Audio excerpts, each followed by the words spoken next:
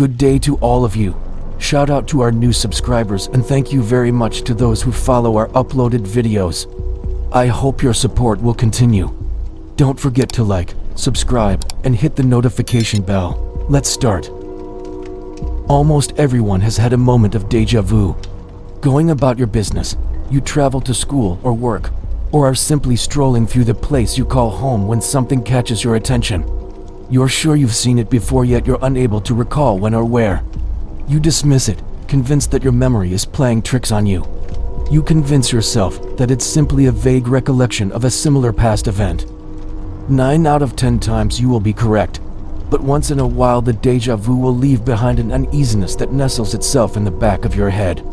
When you tell your friends or family, they too dismiss it as a figment of your imagination. You pay no more heed to it, pushing the restlessness to the far reaches of your consciousness. There it will sit, unattended by the safeguards of your mind. At the end of your day, you go to bed with a self-imposed idea of safety, fully believing that whatever you felt will pass after a night's sleep. The next day you wake, feeling refreshed.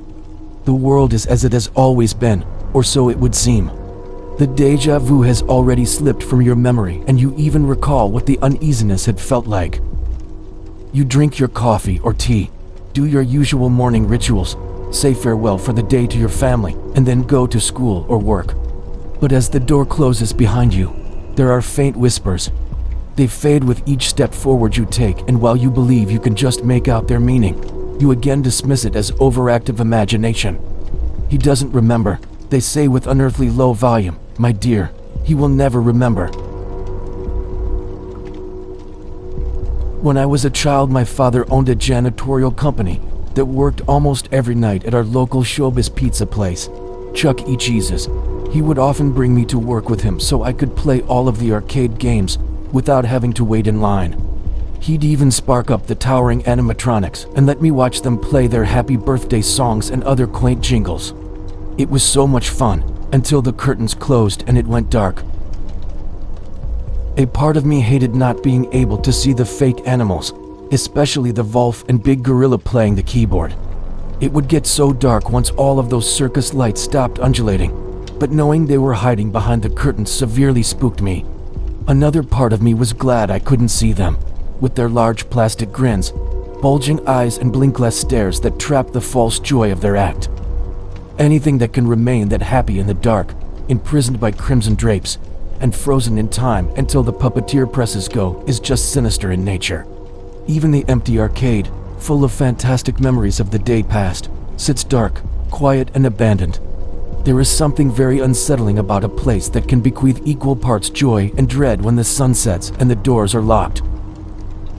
I've long since taken over my father's company, and we still hold the contract for this haunted place. Tonight is the first time I've brought my young son with me to work so he can enjoy the arcade like I once did. My hope is that when my son finally builds up the courage to pull back the curtain to view those plastic beasts, he isn't greeted with the same malevolent stare that looked down unnaturally upon me. My sister always screams in the middle of the night. Horrible, blood-curdling screams, and I cannot get her to stop.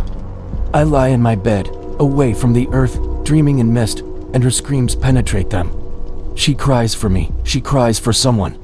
I cannot help her, nothing I do will make her stop. I bring her some fresh lavender. One day, I hope the scent can calm her. My eyes shut and I drift away, but she screams. What can I do, sister? Why do you scream? What scares you? You will not tell me. I can't help. One night, when the screams are too much, I get up. I will stop her screams. I make my way to her bed and kneel down right on top of her. Stop screaming. Stop screaming. I look down at her, but I cannot see her. It is dark, and there's distance between us. Stop screaming. She stops, but only because she knows someone is there. She is quiet. She doesn't want them to know she's there. My mother, telling me to go back to my bed. I need to stop coming to see my sister at night. But don't you hear the screams, Mother? But she doesn't. It is only me. My sister pretends to be asleep. I get up. I am dirty from the ground where I knelt over my sister's grave.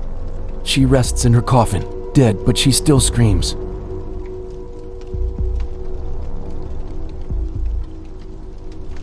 If you want to share your scary story, just email ytstarvlogshorrorstories@gmail.com.